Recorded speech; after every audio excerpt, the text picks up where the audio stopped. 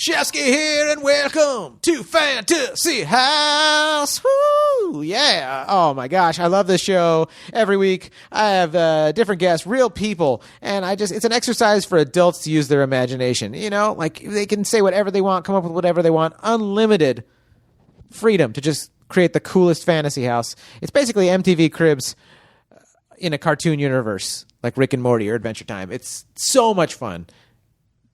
I love it. And I'm excited. I'm excited to have you guys listening to this episode. My guest today is hilarious, Mike Eaton. He's a stand-up comic, good friend, and his house is... It's a trip, man, and I mean that with pun intended, man. It's trippy because, well, you'll see, dog. I think I ate too much of whatever that drug was that you gave me. That said, I am sober. That was just me in character. I am sober because I gotta be sober because I'm the only Southern California realtor. It's my responsibility to serve all of Southern California's real estate needs. So I'm sober and I'm on point and I'm in line and I'm handling shit. So hit me up, fantasyhousepodcast@gmail.com. I would love to be of service. If you think you might want to sell your house, but you're not sure and you have a bunch of questions, I'll find out the stats for you about your neighborhood, what the comps are, how much things are selling for, what the average days on market are, all that good stuff. We'll put a plan together and we'll sell your house and you can finally move to Portland and get a fucking top hat. If you're thinking about buying a house, oh, dude, there's some decent value out here in SoCal. Let me tell you, there are some options. You might be looking at the news thinking, I can't afford a place in SoCal. Well, there's a lot of expensive homes, but let me tell you something. There's also some values out here. There's some places where I can find you some good deals that you might not have even thought to look. Let me know. I love to shop for houses. I can't afford to just buy myself a house every month. You know what I mean? But I get the same pleasure out of like finding someone else a house. It's like a simulation where I feel like I'm buying the house. So I get excited. That's the kind of like one of the exciting things. Al's laughing. That's one of the exciting things about being a realtor is you're in on the deal with your clients. So it's like you're in on it. It's like your thing too. So you get excited. I feel like I'm explaining myself to Al as he's standing here, but I'm trying to do an ad read. But yeah, so hit me up, fantasyhousepodcast@gmail.com. I would love to be of service. I'd love to be your realtor. You have no choice because there's no other realtors in Southern California. I mean, but anyways, in the words of the great Angelo Bowers, let us do this. Won't you take it all around over to your fantasy house? Your host with the most experience in your fantasy house. You don't need money for expensive construction. The only limit is your imagination. Right now. It does sound fun though. Let us cast. And let us cast. Like a gong goes off. Gong. Yeah. I would love that. We don't use gongs. Do you have your own enough. podcast? I don't. Why don't you have your own podcast? I'm doing too much already. If I'm Such doing a quick answer. You've already been thinking about it. I know. I want to start one, but I want to do it because I'm notorious for not watching like big famous movies, and every time I see them, I hate them. So like I watched Top Gun for the first time. The original Top Gun? Yeah. Yeah, you can't watch that as an adult and try to like it. Oh, it's hilarious. I tried to watch Mac and Me as an adult, and I was like, holy. That and Howard the Duck I tried to watch as an adult. Oh, I God. absolutely loved Howard the Duck when I was a kid. Oh, real? Oh, I mean, when I was a little kid. Okay. Loved it. And then I tried to watch it a couple years ago, and I was like, that's a little person in a duck costume, and this movie's horrible acting. Yeah. And But my memories of childhood of Howard the Duck was like, this is brilliant. Yeah. Like, I thought it was Yeah. I still think it's brilliant at that age, but There was a guy, it was an Uber driver the other day. He told me he watched a rerun of a NASCAR race. I love racing, but I don't understand. But NASCAR, I'm just like, if I was racing or part of the racing team, I'd be into it. But for everybody else, I'm just like, you can just tell me the results after you guys are done driving around that fucking circle 35,000 times. Just let me know what happens. He rewatched like a 5-hour fucking race that he already knew the end to. He didn't even fast forward it. He was watching. There's so many more. He was in interesting India for vacation, and everything that was on was cricket. And so he was like, "I just had a recording of a NASCAR race I liked." So at least maybe not the first time we watched it's a meditative experience too, where it's like I'm gonna drink. It gives me an excuse to drink a beer for a while and feel like I'm in the realm of like-minded like people that enjoy that. Yeah. 'Cause to be honest with you, dude, like Europeans have way cooler racing than we do. Oh yeah, Dude, Formula One. So you cool. watch Formula One racing, you're like, how is this not the most popular kind of racing?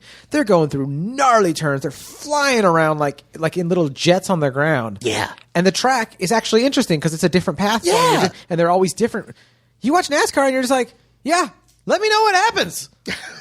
There's no reason for a spectator to be involved at all. This is a post update me afterwards kind of sport. I don't think it should even be happening. That's like, You fucking fascist. yeah, man, a little bit. I have to get to Ron Jeremy to drive him to a show tonight, so I have to pick him up at Franklin Towers in 2 hours. That sounds a good rhyme. That sounds like a porn that Ron Jeremy was in. Franklin Towers in 2 hours. Yeah, that would be awesome. Why are you driving Ron Jeremy around? Driving Miss Ron. Driving Miss Jeremy. Is that the name of your movie? Yeah, That could be a funny ass porn. You driving Ron Jeremy around. I don't want to get fucked by Ron Jeremy. That thing is huge. No, you don't get fucked by Ron Jeremy. It's like Driving Miss Daisy combined with that movie with Jamie Foxx and Tom Cruise. So like, I probably didn't see it. Collateral. It's called Collateral, and so you're driving around with Ron Jeremy, and you have to take him to all these stops. But instead of Ron Jeremy being a hitman, he's like making love or something like that. That makes sense. I did drive him to shoot professionally. You did? Yes. What was it like? It was. What was he talking about on the way there? It was the most fun. So he was on a phone call with a penis pill company discussing endorsement stuff for a very long time, and they were asking. Right? That's exactly what I'd imagine. I swear on my life, all of this is true. And he's discussing other possible endorsement people. So he's name dropping a lot of these other porn stars. And I grabbed one of my comedian buddies to take him because I was like, you have to see this. We're driving Ron Jeremy to Can porn. I get a witness? Come over here. So we're driving him, and he literally keeps saying girls whose names I know, and I'm like, yeah, I fucking love that. Like at one point he was like, yeah, Danny Daniels, dumb fucking name, great girl. Like, oh god, I'm just like, I love Danny Daniels. Like, oh dude. But so we drove him out there. He tells us all these great stories. Like tells us about being an Orgasmo. I love Orgasmo, by the way. One of my favorite movies. When he was doing it, he frequently would ask Trey and Matt questions about stuff. Like when his head blows up in the movie and then he's fine the next day at breakfast, he's like, don't you guys think I should at least have like a Band-Aid or something? Like that's a great Jeremy impression too. People won't even know that I'm hurt. like and they keep telling him, and like several times they say these things and they're like, Ron, you just don't get it. And he's like, and I didn't get it. It's like the whole story is just Ron Jeremy not getting Orgasmo. Yeah, dude. Like, so I'm high as a fucking kite, loving it. We get him there. The actual set of it was just heinous, man. Like I don't want to ruin porn for you, but no, ruin porn for me. So That's the name of this podcast. We're at it's actually a fantasy Travelodge in Pico Rivera. You just ruined porn for me. Yeah, I'm just joking. I would want to stay in there if they weren't shooting porn. Yeah, but no. So we're out at this hotel in the middle of nowhere, and we take him up there. The female star shows up.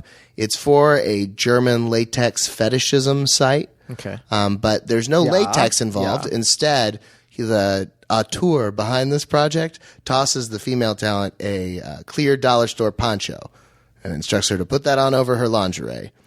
And then this isn't staying true at all to the tone. No, and then the motivation for the film is the hooker scene from Full Metal Jacket. And so the auteur... Me Love You Long Time? Yes. The name of the film is Me Love You Long Time.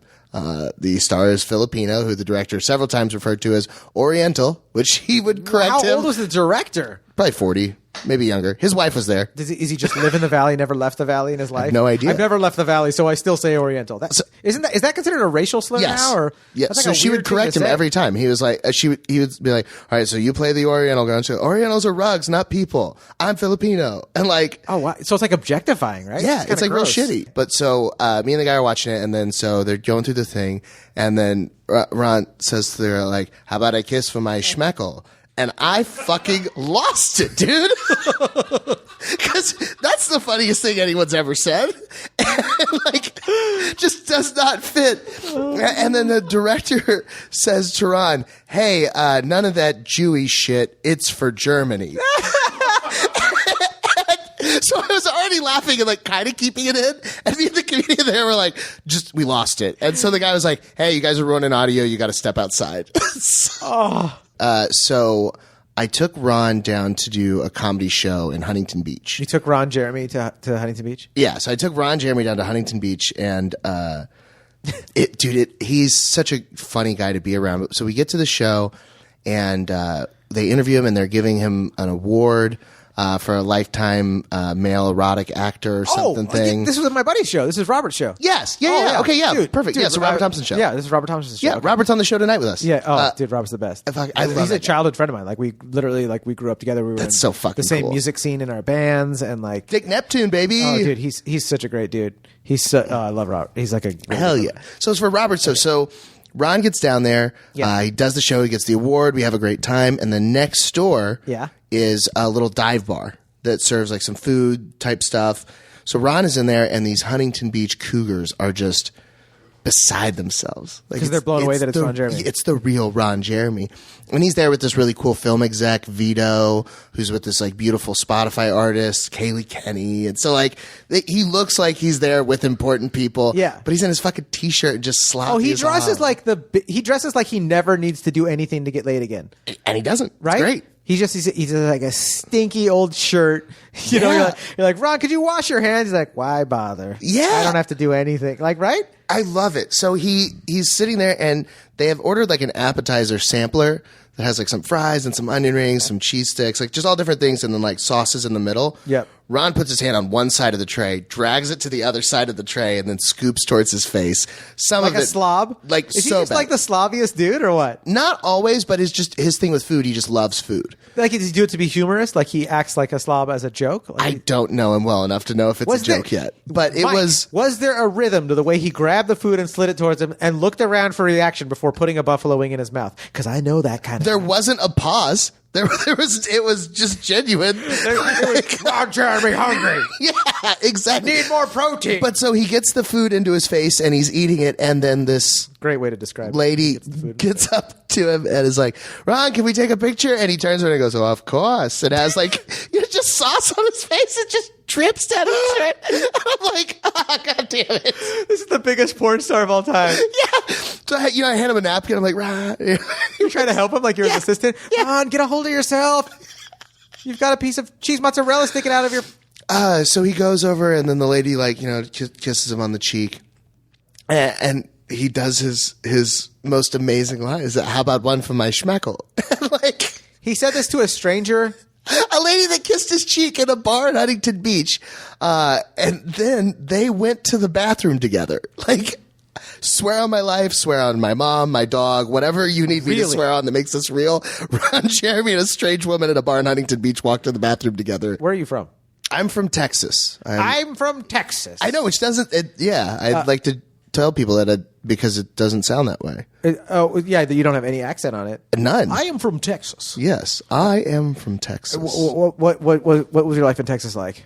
Dope. I mean, I enjoyed it. I grew up in North Texas, like Dallas-Fort Worth area. Yeah. And lived all over there for 20-something years. Then I moved down to Austin. And Austin is the best part of Texas. That's what people from Austin always say. Yeah. It's just like, it's super cool. I know people that moved from here, from California to Austin. A ton of people that I... Never coming back. Yeah, I totally get it. But I would live in Austin indefinitely if it wasn't for comedy. But it's just, I wanted the scene out here and to get to see it. And I think the Comedy Store is like the most special place on earth. Yeah. And there's no place like that in Austin? No. I mean, there's cool places to do comedy, and there's fun clubs, and there's nice comedians, but I did comedy there for 7 months, and I met like 150, 200 comedians, and I think I know everybody. Yeah. No, like when I go back there to visit, like I feel like if there's somebody that's good at comedy or has been doing it for more than 6 months, I know them. Yeah.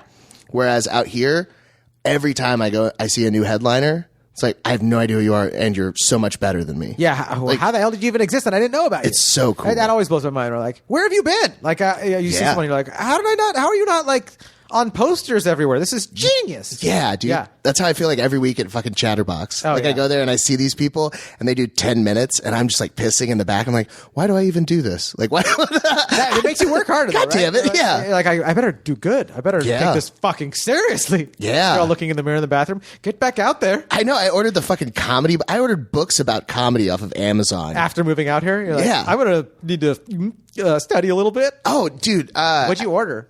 So I had got the comedy Bible that I'm Is that Franklin Ajayi? No, it's yeah. Oh, Judy Carter. There was that one, and then Truth and Comedy. Okay. So the reason I was looking for him is because I wanted textbook stuff. I didn't want some new age comedian that I've already looked to and like listened to their stuff. Yeah. Tell me how they do comedy. Yeah. I just wanted to hear like about the rule of threes. Yep. And like Two in the Room. I want fundamentals. clinical shit because I grew up as a jock. Like I played fucking football and beat up kids and shoved them in the locker. I was smart, but I didn't use it for comedy. Yeah. And like I made fat jokes about myself, and I was always told I was funny, but I never did drama. Like Yeah. So this is teaching you some fundamentals on drama and like theater. well, just about how to do better up there because I feel like I work really hard to try and figure out good material and good jokes and all that stuff, but actually knowing why something is funny is a fucking mystery to me. That might be an unsolvable mystery at some point anyways. Like stuff is just funny by like the eye of the beholder and what way you process it. And I feel like at the core, like everything, including existence itself, is ironic. Yeah. So there's humor right there. It's like, oh, you exist and then one day you do not exist. That's pretty hilarious just in itself. Like, because life's pretty sacred. And then you're just like, but then it doesn't last forever. And sometimes the way it ends is like very abrupt. No planning, nothing left to do. And I'm like, that's very like God is a Coen brother. Oh, for sure. You know what I mean? Like it's just like they're triplets. It's just so yeah, right? Yeah. You've got Ethan, you've got Joel, and you've got Hashem. Yeah. No one, the Coen brothers. Oh, dude. I think the irony of God or the irony of God now gets all deep. Fantasy House. John's really Rabbi Jon Shefsky. Yeah. So as I was saying, God it's like the Lebowski, but also a little Barton Fink, and then some of the stuff they made before. I get scared to even do impressions. I have like a big handful of them that I've written. You do a great Ron Jeremy, and I'm terrified. I would never do it on stage anywhere. And like, you wouldn't do your Ron Jeremy on stage? No, you just did it on the stage of podcasts. Ooh. It's been popped. The cherry. The cherry. Oh, that's a cool song. It's been popped. The cherry. The cherry has been popped. We need Nico back to mix stuff. Nico, get in here and mix stuff. Yeah. Like, it's been popped. The cherry. The cherry has been popped. I wanted to make it hard style. Oh, yeah, keep I was throwing in the subwoofer. Keep going with the beat. It's been popped. The cherry. The cherry has been popped. It's been popped. The cherry. The cherry has been popped. Yeah, see? We make bad music on this show. It's not against the law yet. No, why would it be? I asked that about many laws, though. You know? Yeah, for sure. Why can't I fish here? Yeah. Fish in the water. And why can my neighbors keep buying parrots even though they just release them into the wild? That's right. Well, it's better they release them than just keep them in a cage. It's the weirdest pet to own. What's your plans? Where are you going? Like, what's your favorite ice cream flavor? What's up? Oh man, they're all kind of related, honestly. Yeah, that's what I mean. So plans are to try and get really good at comedy. That's You're already the goal. pretty funny. So what does that mean? Plans to try to get good? Do you have like a date that's set? Like, so like I can do 10 minutes now and feel like it's pretty good. Yeah. But if I go up and do 20, I'm not confident that I can crush 20. Okay. And like sometimes I still have bad sets because I don't connect with the crowd. That happens. So like I want to get to a place where I know that my material is really good. Yeah. So that even if the crowd doesn't like it, I don't question the quality. yeah. So yeah, like that's and I don't know. I have my own internal metric of what good will be, but I still see so many other comedians and think I'm so far below that level of talent that I just want to aspire to that. So That keeps that's you where I'm motivated, going. dude. Yeah. That's cool. That keeps you motivated. So your plan to get there is to do what? I feel like I'm like a, what do you call it, coach right now. That's great. Now you've got those goals written down. Now we need to know the next step is how are you going to achieve those? Yeah, drugs mostly, but I'm not sure I'm confident that that's the right path, but go on and explain yourself before we try to readjust. So no, Drugs mostly. Yeah, it's I'm the most terrified counselor I've ever been right now. No, my goal is to just do as much comedy as possible. Okay. And just get a diversity of experience. Okay. Just saying yes to any gig that I can. Yeah. And make work. And then figuring out, at all the different flavors of it, like how to produce shows. Like I've started producing a couple shows, and then how to book shows and how to handle when people message and reach you out and they're like, hey, book me on your show. And it's like how to tactfully say like, that's terrible and the message you sent was annoying and don't ever send this to people. They'll never book you. And I don't want you to be a comedian because I'm a comedian, and you being a comedian and acting that way makes me feel bad about being a comedian. Like, I don't know. You're trying to show the way to other comics? No. Or you're saying, okay, I'm lost. Wait. No. I'm just like trying to figure out how to navigate that world by just doing it. How to send like concise, brief messages to bookers to let them know, like, hey, I want to do a spot at your show. Oh no, the opposite. Like how to so I'm producing. I figuring out how to produce a show. So you're producing your own show. Yeah. Okay, that's great. And then how to respond to people, like, because I want to be. I've noticed that like one of the big things that people have told me is book funny, not friends. Yeah. So like I've been trying to book just funny people. So then when I get emails from people or Facebook messages or DMs like, hey, I saw you produce this show. I would love to be considered. Here's my tape. Like figuring out how to go like figure out the winners from that too. Oh, totally. That's a whole different skill. And then the networking and connecting. Like I just did my first show in San Francisco not long ago. Oh, rad. So getting to go and meet like some great like Bay Area comedians. Yeah.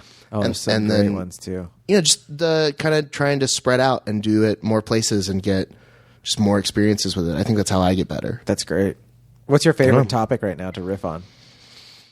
Can we talk about that on the air? Or is that, for sure. Material. Well, so no, I've been trying to figure out what specifically to do about having bleached hair, and what has come up several times organically with crowd members is that everyone sees that I have bleached hair and immediately assumes I'm gay, and there is no possible way to be on a stage and convince people you're straight.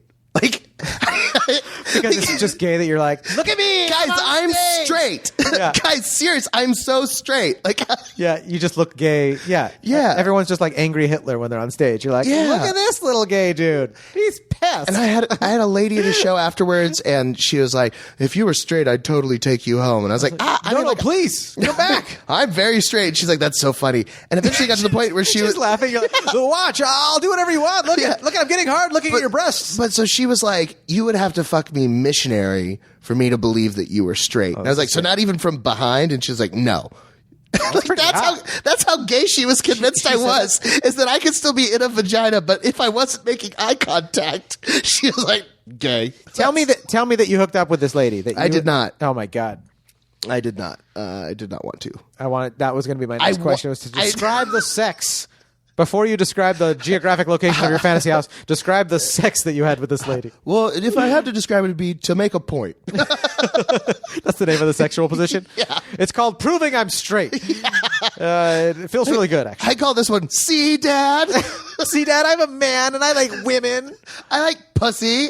Can you imagine telling your dad that mid-sex, like videotaping yourself on your iPhone, like holding it up, pressing the little video button that flips the camera around onto you so you can see it and be like, see, Dad, I really go deep.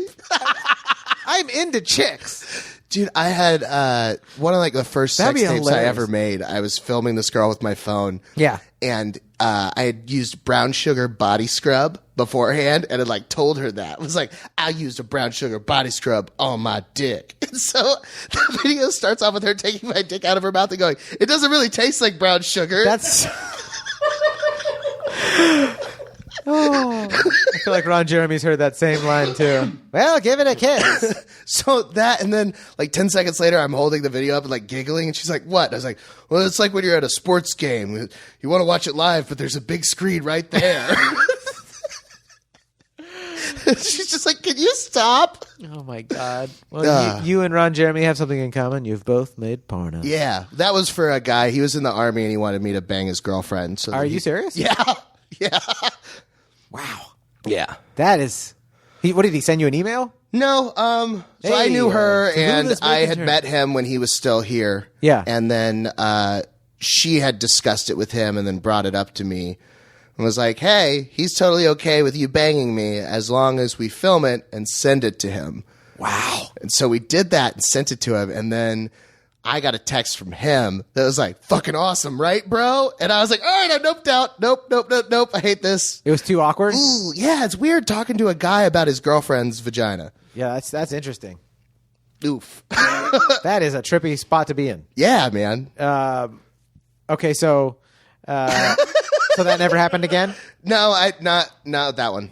What, did you have to ghost her? Was she calling you again? You're like, Oh no, I told her exactly what I was like. Hey, so I almost keep saying his name, and I don't want to. Yeah. But so I told her, I was like, hey, so he texted me and was like, pretty sweet, huh, bro? And that made me extra uncomfortable. So I'm probably out on this. I emailed you the video. Have fun. Oh yeah. It's on the Google Drive. There's a link. It still is. It's still in my Google Drive. Oh man, that's hilarious. I was like 40 pounds lighter when I filmed that. Was it good sex? Did you enjoy it? Yeah, it was great. Oh, she was so very fun. talented. She was super enthusiastic because I'm not a veteran and he is. And Yeah. like, she's like, for the troops, you know? Wow. Yeah. Man, I'm like, man, someone's living their best life. And he turned it down. He's like, I can't come back. It's just, I'm turning in. You put your badge and your condom on the table. You're like, that's it. That's it. I'm done. Dude, the best one. I slept with my government teacher from community college While you were in school? Yeah, and then, that's awesome. Is that good? Am I allowed to condone? You're an adult. We can condone that, I right? was High from five. community college. Yeah. But so she was married on the very first day of class. She is introducing herself and like says something in passing about how her husband is a basketball coach and he's never home. And I heard the phrase "never home," and I turned to my buddy I was taking the class, and I was like, "I'm gonna fuck her." And then You said that about your teacher. yeah, she was stupid hot. Wow. So first class happens. I end up taking another class with her later, and then like after that class, one time she accepted my Facebook friend request, and push comes to shove. What, you started messaging her? So is he home tonight? Yes, correct. No, so we exchange stuff. We go to meet and have coffee, and then she reveals that before she was a teacher, she was a super freak. She used to have pierced nipples, but she had to take them out because her students could see them, and it was just hard to like take her seriously. And so we boned for a while, probably like 6 to 9 months. Wow. And then she goes through this whole thing, and then like divorces her husband, and then has like a reimagining, and now she's married to this giant, super shredded black guy that looks just like LL Cool J, and I could not be more happy for her. This is just the most beautiful way to get into your fantasy house. Right? So much joy. just being happy. Okay. Yeah. I'm happy for her too. Shout I'm out happy for Teach. both of you guys. Yeah. Yeah. Well, you don't want to say her name. Shout out Teach. Yeah. No, You know who you are. The one Yeah. with the nipple rings. Yeah. That had to get re-pierced. Yeah. From Tarrant County Community College. You know they're back again now. She's got a whole new life. Hell yeah. And a whole new piercer. What's the geographic location of your fantasy house?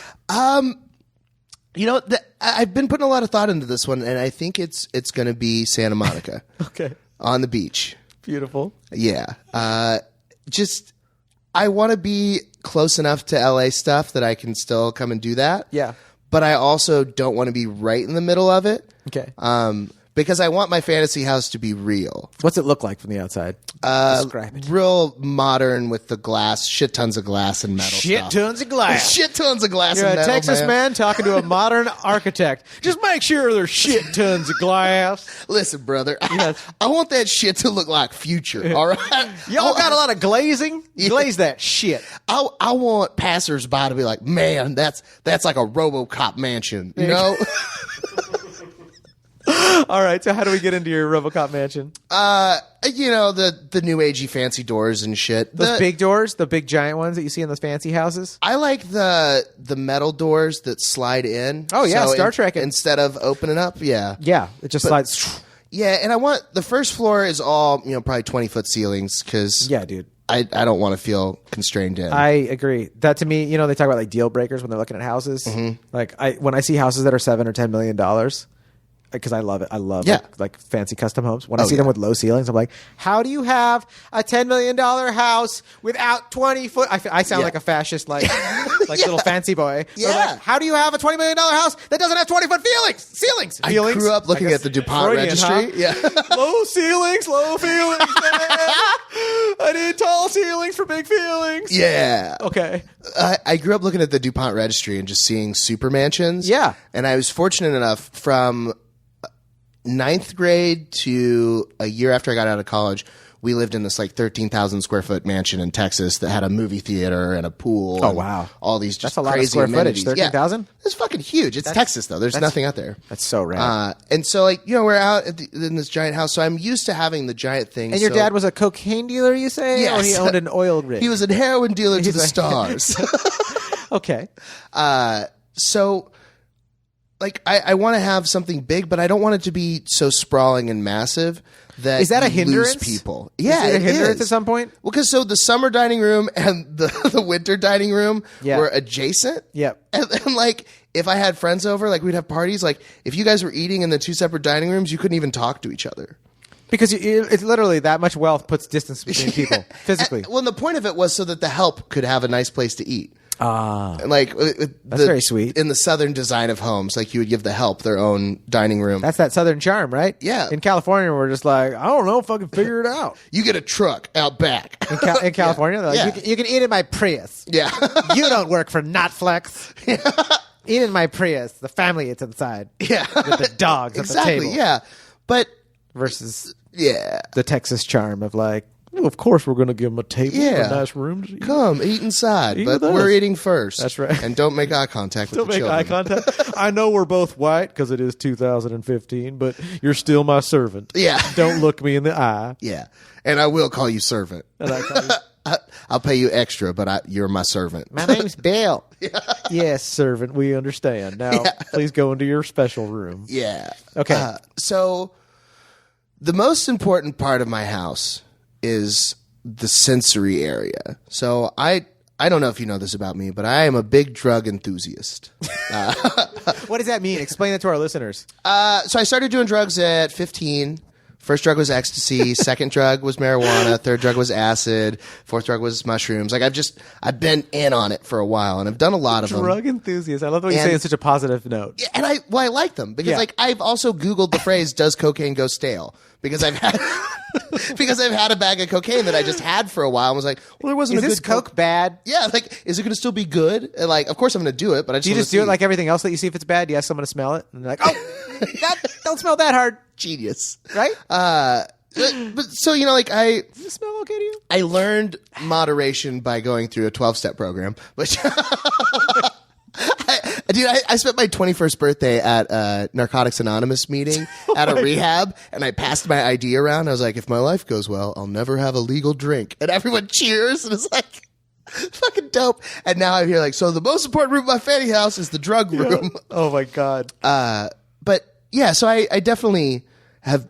experimented with a lot of drugs, and I like the idea of using drugs recreationally, but doing it in a responsible way. Okay. And so what I've found is that like if you have somebody that's really experienced in drugs, it can make doing dumb, stupid drugs way more fun. Okay. So like if you're going to a music festival, bring a bunch of acid, bring a bunch of Molly, and then like ask the shaman there for dosage advice. What is there, a shaman there? Is that like a help desk, like a kiosk? Yeah, no, but there will be a guy and you'll see him and you'll know he's a shaman. You're at a music the music festival? Yes, always. Are there really shamans there? Always. Is that like Goa Gill, the trance guy? Is he the shaman of like a music festival? You could literally seek him out and be like, that's the shaman right there. You go ask him. Yeah, Really? he sounds like a great shaman. I just like you'll see people there that clearly do a lot of drugs. But Okay. so I've become over time someone that knows how much to do drugs. But what I want in my house is you can go up and have a big palette, and kind of like when you're choosing colors, like you can say like how you feel, but it would be with drugs. Like, do you want to feel real happy? Do you want to feel giddy? Do you want to feel like sexual? Do you want to feel just trippy as fuck? Do you want to see another dimension? Like, This is a drug menu that you kind of look at and yeah. And it wouldn't tell you what the drugs are. It'd be the same way like when you do like Did you just say, do you want to see another dimension? yeah. Oh my God. DMT is incredible. What if you accidentally push that? You're like, no, I just wanted to feel relaxed. So yeah, fuck. So that was the other thing about it too, is that I wanted there to be like a sliding intensity, because for me, and also based on your own, like I wanted some 23andMe magic shit in this where you plug your finger in and it can tell your tolerance. Because for me, like if I smoke just one hit out of a bong, unless it's the best marijuana ever made in history, I'm only going to feel a little bitty bit. Okay. I can smoke, several grams back to back and still You can be smoke me functional. under the table. Yeah, most adult human beings. I'm a 260-pound male that's been chain smoking for a decade. Like, I can eat 1,000 milligram edible and survive. Don't tell me that. Are you serious? Yeah, I did it. I came up here in my God. 2015 or 2016. I tried to go to the Comedy Store. All of the shows were sold out. I had to drive back to Temecula, and so I stopped at a dispensary, and I grabbed a Cordova Black Brownie. It was a 1,000 milligram brownie. I don't know what that is, but that sounds terrifying. And so I grabbed that, and I grabbed a couple pre-rolls, and was like, well, this ought to do it. And I ate the brownie, and was like, all right, let's see what happens. And then I started driving to Temecula, and like I got stopped on, I guess that's like the 605 or whatever. In traffic? Yeah, for like 30 minutes just at a standstill. So by the time I'm like getting to Temecula, I'm just like... This is your X Games. This is your Travis Pastrana double backflip on a dirt bike. Is like, I'm going to see how scared I can make myself. Yeah. Like, how did you? I got a Kia Forte into a parking space. Like, you ate 1,000 milligram. Yeah, brownie. I mean, for our listeners that don't partake in the green arts, don't do that. Don't ever fucking do that. Incredible amount of herb. Yeah, I gave my mom. So I got a 500 milligram brownie. I cut it in half, and I cut it in half again. And so, like, each one's a little 125. And then I just broke off a little chunk of that and let my mom try it because I thought, like, 60, 70 milligrams won't hurt her. She's done weed before. No. She was wrecked. Dude, that'll fry your brain. Yeah, so 60 milligrams. That's why I want this thing where you test with your finger your tolerance. Yeah, I want that too. So that, like, if you're like, hey, I would like to do acid. It would just let me smell the weed. It would literally it'd be like a little robot hand would come out with like a mason jar, and it would open it up, and I'd be like, that stuff is beautiful. And I'd be like, that's all you get. And I would go away and be like, all right, that was enough for me. I'm not really that scared. Everything's fine. It's fine. I don't need to phone call to God anymore. I'm good. Yeah. But you would take 10 bong rips and 1,000 milligrammer. Yeah, it'd be fine. But I mean, I wouldn't take 1,000 milligrams for ever again, unless it was to. I wouldn't do it again unless it was like to prove a point. Okay. Like because it's not enjoyable to be too high. And you could say that again. And it's like the same thing with acid. Like acid is super fun if you can time it where it's almost too much. But finding the difference between almost too much and I'm schizophrenic now is like a very scary road. Totally. If you're listening to this is like a disclaimer. This has been a 20-minute disclaimer. Yeah. Don't drugs are freaking serious. I know like movies and like music and like certain cultures like make it look like, dude, you just do acid and like you see tracers and you just have a good time. It's like, you can easily, these are, what do they call them? Like sacred medicines. I mean, this stuff is like, you're playing with fire. Yes. If you're, you don't even know beforehand if well, you can't even really test the potency unless you're doing large batches. Yeah, you got to take that stuff seriously. You have to take it seriously. I know it gets, because it being a black market thing, it pretty much is just like, it's just illegal because like old people are scared of it. But it's like also because it's put in that realm, and because child soldiers are farming it for us. What are they farming? Like heroin and cocaine. Well, I don't do heroin. Also, don't do heroin, guys. I really know nothing about those ones, but I would say like psychedelic things like acid and mushrooms. Just a disclaimer to our listeners and a reminder to myself, Al, and you, all of us in this room. Yeah. These are serious drugs. Yeah. They're serious drugs. And the term coming undone and like what you were just joking about schizophrenia, like you can really screw yourself up. So know what you're doing before you get into it. I also, though, I think that everybody should have a bad trip. I think that everybody should experience a bad trip. Maybe. I don't know how intense or how long it should be, but I feel like everyone should experience getting punched in the face, and everybody should experience a bad trip. It definitely is humbling. I've had a couple really terrifying trips, but at the same time, it's like I constantly go with that thought of like, well, you asked for it, buddy. You were young and you said, I want to be like Terrence McKenna, and then you're like, I don't want to be like Terrence McKenna. This is scary. I don't want to know what he knows. Yeah. I mean, it's the nature of like that way, like what those things do to your brain is just like, whoa. I love it. Yeah. I mean, and that's that rock and roll, like surfing the wave of like trippiness that I think is badass and definitely necessary. But just if you're listening to this, don't just run out and just eat a fucking bag of mushrooms and be like, yeah, dude, I'm going to paint a really colorful painting. Like, it's not that simple. Yeah, you got to get the paint do your before research. You get the mushrooms. Yeah, you'll never get there if you do it in that order. That's from the guy that wants you to have a bad trip's advice. My advice, get the paint before you get the mushrooms. I just want you to be able to have a good time painting. I'm like, just drink one glass of whiskey on the rocks and then have someone... And then pray with your wife, That works for some of us. Yeah. No, for sure. I'm perfectly fine having a deep, introspective, terrifying anxiety attack with no drugs at all. Yeah. But so I want there to be a room where you can do any of these drugs, and you can try them based on what kind of mood you want to feel. Yeah. And then connected to that are sensory rooms. So there's a room of just awesome tastes, and it's got all the cool foods and weird textures and things like that. The next room is like cool smells. How do they get delivered to you? So you're in this room. Describe to me like what my experience is like. What do I walk into? What does it look like? I'm picturing there's just like a big wall in front of you that has a drawer in it. So it's very minimalist. Yeah. So you're all of this is very Oh, it is. Okay. We're in a very trippy Apple store. For the drug portion of it, I want it to be as like isolating of the senses in each room. So for like the food room, you'd put like a blindfold on, and then you could just pick like from the food experiences that you wanted to do. Yep. You could do like, hey, I just want to do sweet stuff today, or like blow my fucking mind. You know, pick what you're into. Because like sometimes, like dude, if you're real stoned, going on like a food journey is unbelievable. Sure. You'll eat some stuff you would never eat before. Yep. Like I got really high one time and I ate peanut butter dipped in Papa John's garlic butter dipping sauce. It tasted amazing at the time. I'm sure in no other time in history would those ever go together. But enough weed, maybe. What does it say? It lowers your inhibitions. You just go like, yeah, I'll try that. A bit. And so I want that, like a food room. I want like a smells room with like cool colognes and how do these things smells. get delivered? So like I'm pressing a button on like I'm imagining like a really cool iPad or like some sort of like some sort of like just simple like kiosk that I'm pressing. Oh, a person. And a person? There will be so many people that have to work at my house. I'm going to need a lot of help. Okay. I'm very lazy. Like what's your crew? What's your staff? How many? We'll see like how they're running things, but probably 40, 50 people. Wow. 50 people at your house. Yeah. Okay. I'm liking it. This is super interesting. They get to live close by. They don't have to be there always, but I need like the cleaning people, and then I need the drug people, and I need like the massage therapists, and massage every day is a big part. Totally. Bob Hope did that at some point in his life. Just had a massage every day for the rest of his life, and like, yeah. You can do your drugs in your drug room, and I'll just get massages. Well, so there's a touch room. Oh. So you do drugs, and then you have the senses room for all of the main senses. So there's a taste room, a smells room, but there's a touch room. What's a touch room? So there'd be like a float tank in there. Okay. So have you ever done a float tank? Yeah. They're so much fun. So just like the great. lack of touch, and then like massages, and then like you could have like the little spiky head things. Yeah. If you ever done a bunch of ecstasy, someone with one of those things is your new best friend. Oh, dude. They just. I love those. So, you ever use one of those when you're making love? No. Really good time. I've never made love. Sorry, I forgot. You can like as a piece of shit, I just fuck. I got to change my dialect. I know. I'm painting all kinds of orgasmic sharing with making love. But I really do love everybody. I really do. Like, I find that it's pretty easy to just be like, man, I love you. I don't know. So it's because you've made so much love. You have extra. Even just dating someone that you're just like, oh, this bitch has got a horrible sense of humor, but we're making love right now. I'll tell you that right now.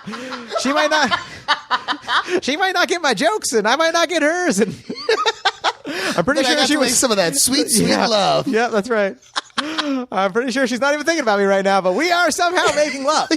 Okay, cool. Yeah. Those are closer to my experiences. Okay. You really can. You can have one night stands and still love someone, right? All right. Yeah. Perfect. It's still a human. It's still a human bond. If we lower the bar for love quite a bit, I'm totally down to love a lot of women. We've either lowered the bar for love or just I've just been like, John, you're a real sappy guy. It's like, yeah, but I love you and you love me though, right? Yeah. That's awesome. So I guess people would deliver the food, to answer your question. Okay. People in fancy chef clothing. Okay. I assume. Thank you. I want you to be descriptive visually. Yeah. I also think that it would be very fun too. I wanted this idea in there of a shuffle button, because for someone like me, I also enjoy kind of the not knowing what's going on. So if I know that I'm going to be safe and not have too much drugs, but I don't know which drugs I'm on. Yeah. And so it's just like, I could just put like today, like question mark. And then it would just be like, all right, eat these handful of pills. And then I could go in like the shuffle room, like in my food room, instead of a chef bringing it out, like someone just dressed as like Mike from Monsters Inc. You know, yeah. Like just shit to fuck with me. Yeah.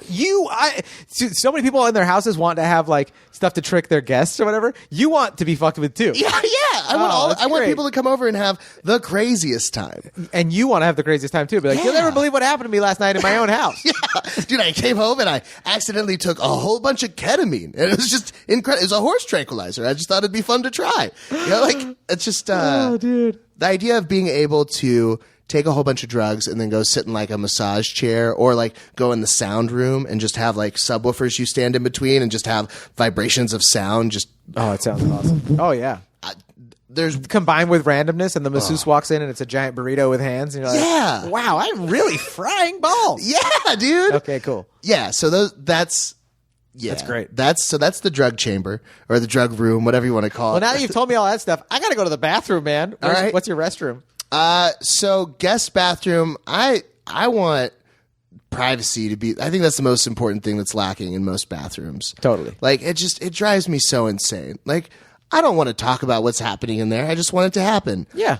A bidet will be in my bathroom. Yep. Because this is 2019. Is it an actual bidet or is it one of the 50 servants that you have? We'll see. My friend Dave used to tease me and be like, John, you're the human bidet. And I'd be like, what? It was just like a riff we had when we were in high school.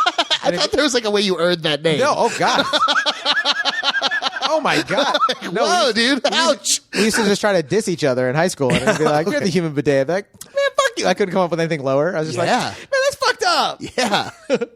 Well, you're a non-flushable wet wipe. Like, yeah, there was really no comeback from me. I was a really bad riffer. I was like, I am not a human bidet. Yeah. That's nobody's job. I wouldn't even do that. Yeah, I'd never do that. Yeah. Unless, well, never mind. I'm fine. I want one of those Japanese toilets that has too many functions. Yeah. But I want it to be assimilated. Because it's here in America now. You sound like now we're talking here. But I want to understand all the buttons. I want to understand all the buttons. That's it. I thought you wanted to be surprised, dog. Not in the bathroom. That's the one area that is. Don't surprise me there. Yeah, and I think that's also. I should probably add that room in my drug room as just a safety room because it does sometimes get scary. Yeah, and we need a nice. What are those blankets for autistic people? Have you used one of those, the weighted ones? Oh yeah. There's a security blanket. So much better. Security blankets. Yeah, they're heavy and it feels like you're being hugged. Yeah, yeah. It's like a parent's love. Yeah, that's right. Perfect. That's right. So bathroom. My bathroom would have a super dope shower. I love the idea of crazy, fanciful showers. I like the artistry of it, and I think that that's another thing too. Is that while I have a super appreciation for rich people stuff, and I love fancy modern homes, the people that are out there designing that stuff have a way better understanding. So I'm just going to tell like the designer guy, like, hey, I want a dope ass shower that's artsy as fuck. Blow my mind. Maybe it's a pineapple built into the wall and like water comes out of the top of the pineapple and it's made of stained glass. I don't know. But just have a good time. Yeah, just make it really pretty. Freedom. I want to have something beautiful and unique and creative because when I see other people's art, it makes me feel better about mine. Yeah. Like when I see like a musician play, like I live with a couple musicians right now, and when they're just jamming and playing music, it's like, oh man, that makes me want to work on comedy. Like I love seeing an artist make art. So, like, if your art is making the dopest fucking shower ever, blow my mind. Do that crazy shit. That's rad. Yeah. But I also want to have a water slide coming out of my bedroom. So, you have to. Non-negotiable. Non-negotiable, yeah. Like, that seems... And does that go into the pool in the backyard? Yes. Okay. So... Do you want to describe that backyard? Yeah, all right. I want to hear about it. So, I think the backyard has the convertible comedy club in it. So, that's the big part of that. What's that mean? So... Part of comedy that I love a lot is low ceilings and dark rooms. I think it's Dimitri Martin that said like the best place for comedy is the ones that are the worst to run out of in a fire.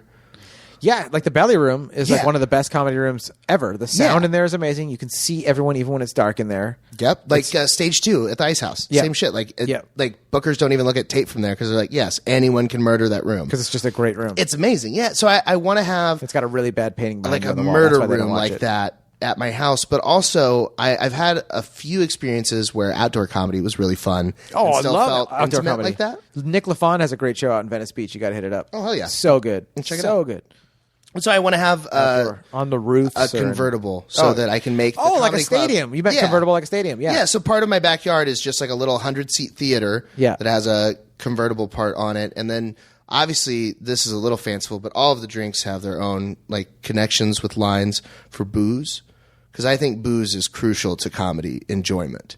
Like an audience with 2 drinks in versus a sober audience. Like I don't even know how they do comedy in Utah. Like it's because it's not that the comedian is funnier per se. It's that they forget about the fact, like when you're drinking in an audience, you forget, like, I got to go to work tomorrow and I hate my job, or I got to remember to pay that bill when I get home, or I hope my car is not getting a ticket right now. As soon as you get a little bit of beer in you, you're like, oh, that's funny what this guy's saying. Yeah. Oh, she's really making sense right now with this story about her dog. Like it just, I think for most people, I think you're able to pay attention to the comic more, and then you get too much booze, and then you can't do that either. I think there's definitely a point of too much booze, but like I found.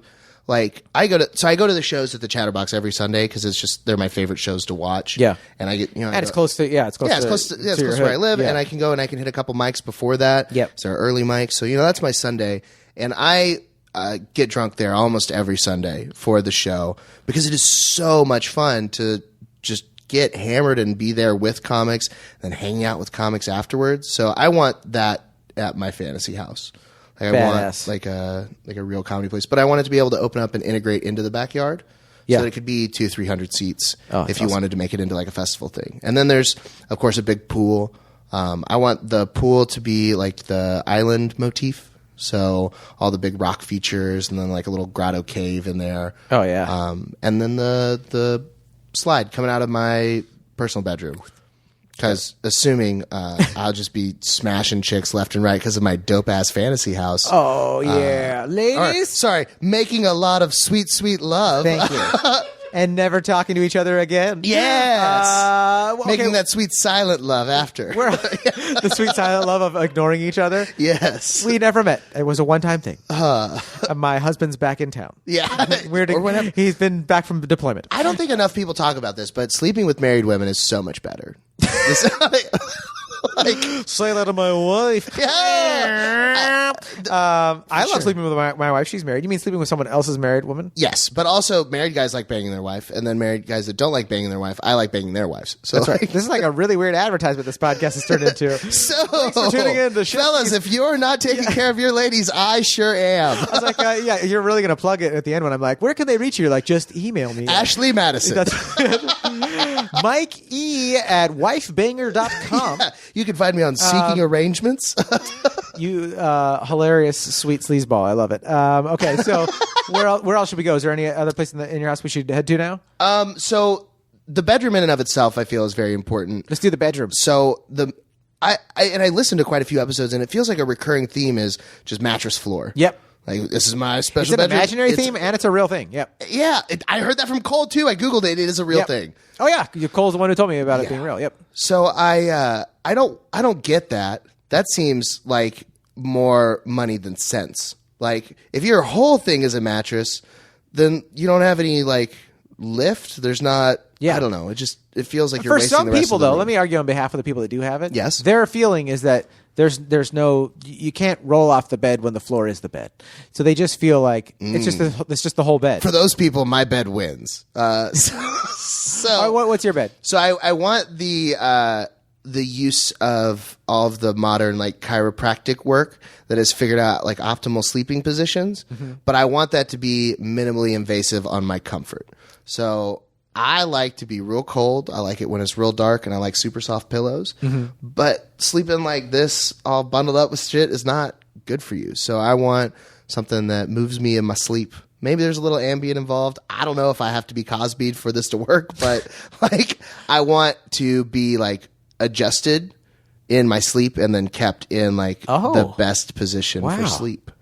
You want to be stored, but without fucked with. Like I don't want to be woken up from it, and like if I wake up, I don't want to be like, oh, I'm stuck. Yeah. But just there's so much benefit to having like really, really high quality sleep.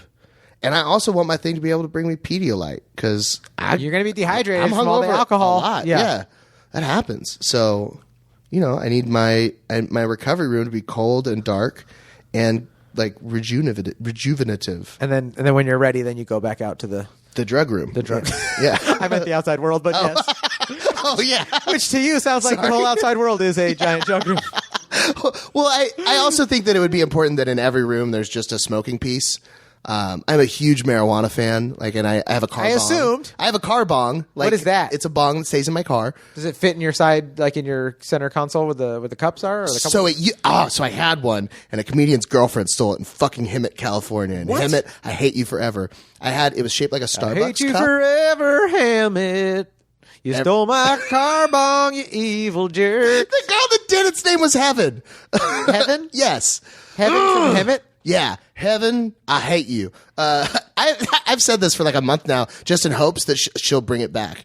Because occasionally she messages me at like 3 or 4 a.m. on Facebook. It's like, I still have it.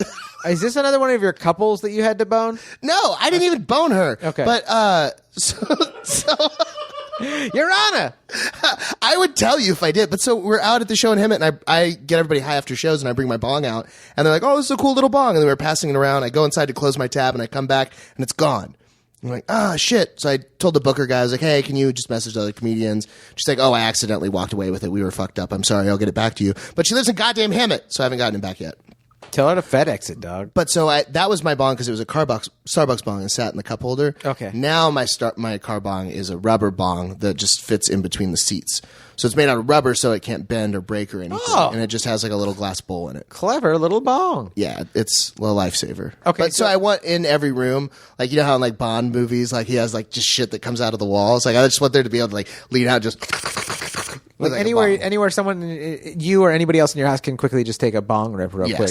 So it keeps everything just spicoli. Yeah. Okay, cool. All right. And then that's other parts of the staff is keeping all of my bongs. So if clean me and the fresh Fantasy water. House film crew is looking in your house right now, and we're just in your master bedroom, and let's say the camera guy just took a bong rip when he's supposed to be concentrating. Perfect. Now he wants to go to the kitchen. Oh yeah, so the Change kitchen. The kitchen has a big hookup on it with like a slide up door to the outside world. Oh, cool. So that the Amazon truck can just back up right to the kitchen. And that's where my chefs live, and like so I want to have like a rotating series of chefs that are doing guest spots. Oh, so wow. they're like showing that's off genius. Like a fancy restaurant, like seasonal. Yeah, and so they have that's genius. unlimited potential to order whatever food and ingredients they need. It gets delivered right to You tell them to go wild? Yeah. Just like your shower architect? Yeah, dude, and I'm in fucking Santa Monica, so like if you want to get fish, there's a fucking ocean right there, dog. Dude, I love that you fish. just love being surprised in every way, including like you give people free reign. Like, yeah, just impress me, chef. Yeah, well, they're chefs. They're making way better. Like, I know what's good, but like, dude, I'll eat a fucking peanut butter and jelly sandwich on like shitty Wonder Bread and be like, oh, that's pretty good. But so you know that like a pro chef that can order whatever they want and get creative is going to blow your mind. Yeah, but then they're also going to like just hate the shit out of me because they're like, I don't fuck with onions. They're going to be like, You don't fuck with onions? I don't like onions. But I guess you could have a dry erase board that just like says like what not to have. Like They would all just know, no onions, no pickles. We're good. I can't believe you don't like onions or pickles. But No. go I on. went down on a girl when I was like 16 and it smelled and tasted just like pickles. And since then, every time I see, smell, or hear pickles, it's just like, You see, I didn't go down on that girl, and I might not be able to have pickles anymore. Yeah, you're welcome. Thanks for telling me that, asshole. Yeah. And hats off to the girls going down on guys that have stinky nuts. Everybody, yeah. Can you imagine? Everybody that's going and giving each other pleasures. Hats off to everybody. Real American heroes. There needs to be a temporary taste remover. I would say just hygiene. hop in the shower before you make love. Yeah, Even dude. if it's a one night stand of lovemaking. We just added a feature in my guest bathroom as a quick shower, so that if you're going to make love with someone, you can just go in there and it does one of those quick showers. A quick shower, a horse bath, as we called it. Back in the day. No. This has water involved. Oh, okay. But It's not a rag with a robot hand that comes out of the wall. No, it's like a car wash for a person. Oh, you love strip that. nude, you stand there, and then it goes whoosh, with water, then soap, then water, then air, and you're good. Good. But Okay. unlike a car wash, it fucking works when it dries you. That is what this episode's really about. Yeah. Car wash thievery. They have no business charging us. Is there anywhere else we should see in your house before? Oh, actually, wait. Finish the kitchen. It would just have all the industrial stuff. Like I love I'd have the big island with a big hot pad on it and stuff. But I want a big wok too if they want to do something with a wok. Oh, some And then paella. a big sous vide, over here. Oh yeah. Whatever you want to do, dog. I love it. me Who up. would be your chef, your first chef, and what would they be cooking right now for us while the crew's here? I would have Guy Fieri. And what would Guy Fieri I don't know make? what he's cooking, but we're going to Flavor Town. Okay. And we're gonna make a lot of jokes about our hair looking similar, and we're gonna. I wasn't even gonna say We're gonna it. bump bellies a few times and do some fat guy stuff. Like What would Guy Fieri make? Just think, if he could just blow your mind right now. it'll have Southwest in the title. I'm almost certain. Tortugas, the deep fried avocados stuffed with crab meat. Sounds awesome. Perfect. That sounds finger licking freaking good right now. Yeah, okay. Is there anywhere else that we should see? I just want to make sure I cover everything. Yeah, I think those are all the main rooms. I mean, there's, I'm sure, other fun rooms in the house, but the drug room and the census rooms are So the main great. part. So great. And then my weird, creepy, selfish chamber of slumber and darkness that I call the master bedroom. For rejuvenating? Yeah. Yeah. And recovery. It's freaking beautiful. Yeah. Dude. And then my outdoor comedy club that can be an indoor comedy club with That's booze great. at your seats. That's so great. Yeah. And this is probably the part of it that is the biggest fantasy. Great parking. You know, this man has been in LA for a while. Yeah. Great. But what's the parking? Is there a big parking lot or what? Underground, dog. You got underground parking yeah. underneath your fantasy house? Yeah, Oh, bro. awesome. We nuked that shit. Yeah. We went way down. I've got 4 stories of a parking garage. Oh, directly no below one the has house. to worry about parking when they come to Yeah. your house. Yeah, You man. never have a call from a friend like, Some where of do the I park, employees are dog? valet. Dude. Oh, you have valet. Yeah. Oh, and I have all my cars because that's going to be my garage too. What kind of cars do you have? The G55, the AMG, the G-Wagon, that's Oh, the okay. daily driver. Matte Black. That'll Matte be Black good. G-Wagon. Then I want, so like forever I had an obsession with the Ferrari 360 Modena, Ooh. the Spider. Yeah. With like champagne with a red leather interior. Wow. I used to come out here and go to the Concorso Italiano up in Pebble Beach every summer. I don't even know what the Pebble Beach Concorso Italiano is. It's a course for Italian race cars? It's the biggest gathering of Italian cars in the world. Oh, And really? They shut down the entire Pebble Beach golf course, and then they park all these supercars out on the golf carts. So Is you go Pebble Beach in Carmel. Okay. Carmel by the sea. So it's up that's up north, right? Yeah. So that's out like hour and a half south of San Francisco. Okay. Yeah. Okay. But yeah, so So I would have a lot of dope cars down there, some collector cars, a regular Jay Leno. Is that how you look at yourself? You're like, I'm a regular Jay Leno over Yeah, here with usually. all these cars. Yeah. Melted people's bumpers with my motorcycles over Perfect. here. I'm a regular Jay Leno. Dude, thanks for having me at this badass fantasy house. Thank you for coming over to the Fantasy House. Yeah. We'll have you here again soon for Dude, comedy. you have to have another fantasy house at some point. It'll be fun. Hell yeah. I feel like a hashtag blessed guest. That's for damn sure. Hell yeah. Getting to be here, and I'm glad that your drug machine didn't give me too many milligrams of anything because that could be terrifying. It could. It could be terrifying. That's why Robert Downey Jr. himself built my drug machine. He knows where the line is because he's crossed it. Yes. Genius. Yeah. Where can people find you? If these swingers want to get a hold of you, The Mike Eaton on Instagram. TheMikeeaton. on Instagram. Yeah. Hit up Mike, guys. Go see him do live comedy, but just follow him on Instagram, and then he'll tell you. I post all my shows and everything. Everything's on there. updated on there. Yeah. Oh, it's great. That's great. Thank you so much for doing this, Dude, thank you. This was amazing. So much fun. Thank you guys for listening. If you want to give us a 5-star review and write a little review for us on Apple Music, that would be phenomenal. I won't sleep with your wife if you give them a 5-star review. Unless you want Mike to sleep with your wife to give us a 5-star review, I will also do that. he'll do that as well. And I will just end up sleeping with my own wife. But I'll give her a 5-star review, myself a 5-star review, and you guys a 5-star review for just, letting Mike sleep with your wife. But a lot of 5-star reviews going around here. A lot of 5-star reviews. Thank you guys for listening. You guys have been amazing. Peace, Hilly. Have fun. Peace out.